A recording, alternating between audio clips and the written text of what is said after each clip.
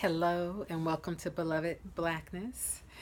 So last week I was speaking about Dr. Martin Luther King Jr.'s quote about the need for Black people to massively assert our dignity and worth, and alluded to, well, that must be a reason why we would have to massively assert our dignity and worth, because there must be something, some forces that are massively disasserting our dignity and worth. And so I want to think a little bit more about that today.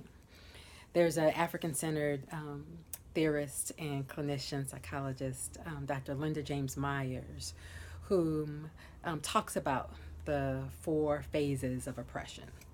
And I think that's relevant because part of what I'm hoping to do in Beloved Blackness is for us to think about that who we are in our identity has been so linked to being an oppressed group, part of an oppressed community, that we have lost consciously touch with the awareness of who we are in terms of the dignity of ourselves as African descended people. Well, that's no accident. And I think Dr. Linda James Myers' four phases of oppression really helps us to understand that even more deeply. So, her first phase one, she says the physical survival of the oppressed is in the hands of the enslaver through both terrorization and dehumanization. Okay. She says for phase two that there's an active effort to deny one access to your cultural history and tradition. In phase three, she says that there's a negation of that cultural history. And then in the last phase, in phase four, she says there's then an elevation of the cultural history of the enslaver. All right. So in the first phase, if you think about this idea that the physical survival of the oppressed is in the hands of the enslaver through both terrorization and dehumanization, we have to take apart those two words. So think about terrorization.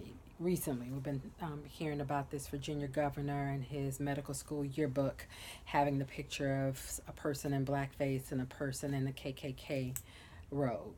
And the KKK symbolizes for the Black community overt psychic terrorization.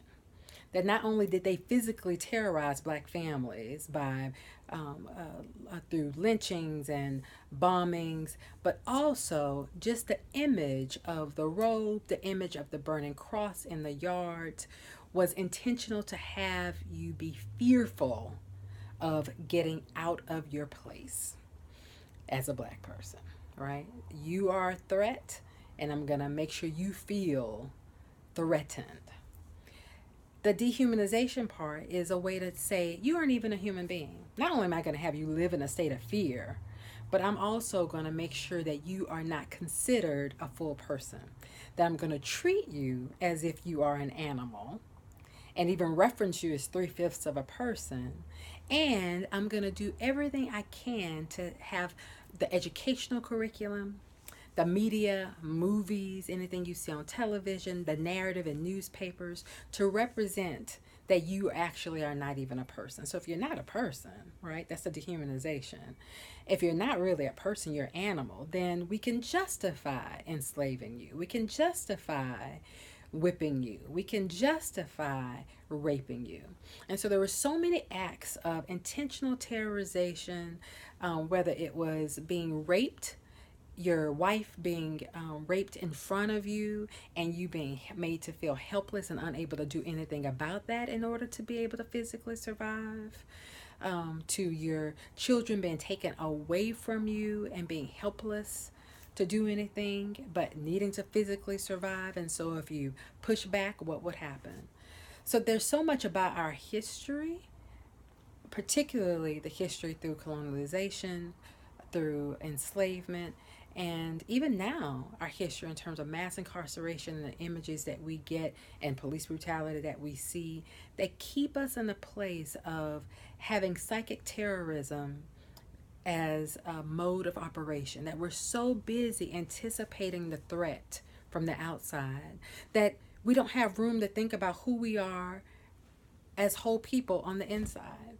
And I'm not just saying personally, but I'm also saying collectively.